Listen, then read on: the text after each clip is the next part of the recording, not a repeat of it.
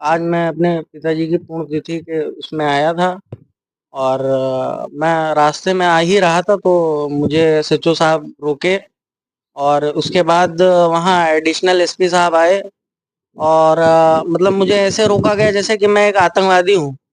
मैं अपने पिताजी को पुष्पांजलि अर्पित करने आया था और एक बेटे का यही कर्तव्य होता है कि वो अपने पिता को पुष्पांजलि अर्पित करे।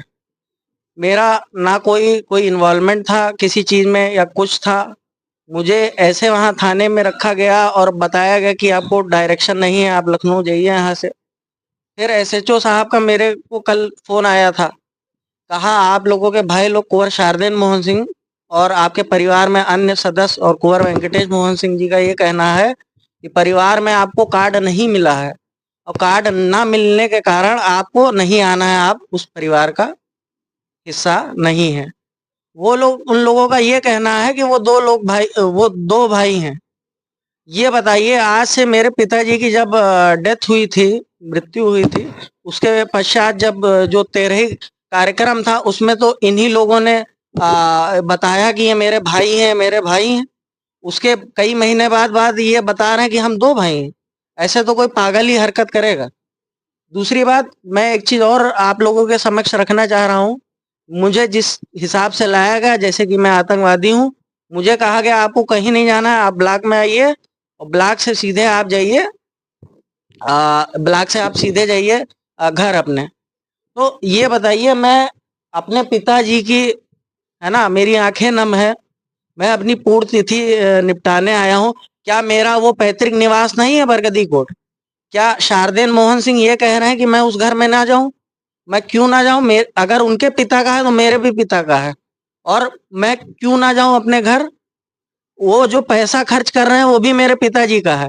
मैंने अपने घर से ना एक गाड़ी ली है, ना इन लोगों ने जमीन दी है, ना कुछ दिया है। मैं अकेले ही अपनी चीजें व्यतीत करता हूँ। बाकी मेरा कहने का ये मतलब है, ये इन लोगों का कहना कोई आम जनता जा रही, सब जा रही है, मुझे क्यों रोक है? मैं आतंकवादी हूँ? इन लोगों का कहना है मैं इन लोगों को मार डालूंगा। ये लोग हर चीज में मजबूत है, पैसे से लेके सब चीज में। तो इन लोगों को किस बात का डर है कि हम वहां की जनता से मिलेंगे तो क्या कोई गलत प्रभाव जाएगा? इनका कहने का ये मतलब है कि हम वहां जनता से मिलेंगे तो मेरा प्रचार होगा। अपना प्रचार ये लोग कार्ड ले जाके हर राजनेताओं से कर रहे हैं। तो ये बताइए, गलत नहीं है क्या? मेरे आंखें नम है। आप ये बताइए, इन लोगों को ये करना चाहिए था। ये अपने पिता, ये बताइए, ये आप लोगों को क्या होंगे, अपने पिताजी के नहीं हुए, और ये घोर अन्याय है। इसके पीछे कारण क्या है? सबसे मेन कारण तो ये है कि पैसा ही हर चीज होती है। उन लोगों को लालच है। वो लोग समाज से ये हमको मिलाना ही नहीं चाह रहा है। अगर मैं वहां जाता तो ये लोग जान रहे हैं, मैं भी चार लोगों से मिलता कि लल्ला भैया के चार लड़के हैं, ये सब पूरा समाज जानता है।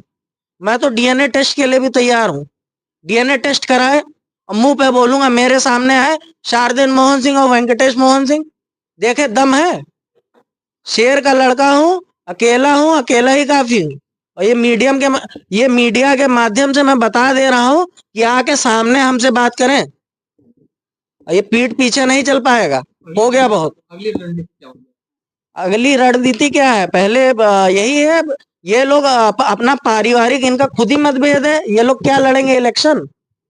ये लोग कुछ कर पाएंगे? प्रधानी नहीं जीत पाएंगे। लिख के ले लीजिए हमसे। इन लोगों ने अपने गांव में एक लाइट तक नहीं लगा गई, ये पूरा भ्रमण करके आया हूँ।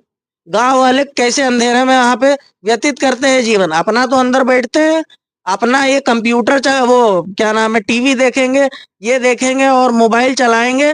कोई मतलब नहीं है, फोन स्विच ऑफ। काम होने के बाद काम खत्म सबका। कोई किस जनता से मतलब ही नहीं है इनका। ये लोग खाली आप लोगों का यूज करते हैं। आप लोगों का, इन लोगों में ठाकुर आपा है ही नहीं, प्योर ब्लड लाइन है ही नहीं ये लोग। और क्या, मैं तो मुंह पे बोल रहा, प्योर ब्लड लाइन नहीं है। आई डीएनए टेस्ट करा देखे, प्योर ब्लड लाइन हो। मैं तो अकेला हूँ, अकेले ही काफी हूँ, अकेले आया हूँ, अपने सिस्टम के बदौलत आया हूँ और ऐसे ही जाऊंगा। और दम हो शारदेन मोहन सिंह ने सामने आके हमसे बात करें। बस मैं यही रखना चाहूंगा मीडिया के सामने।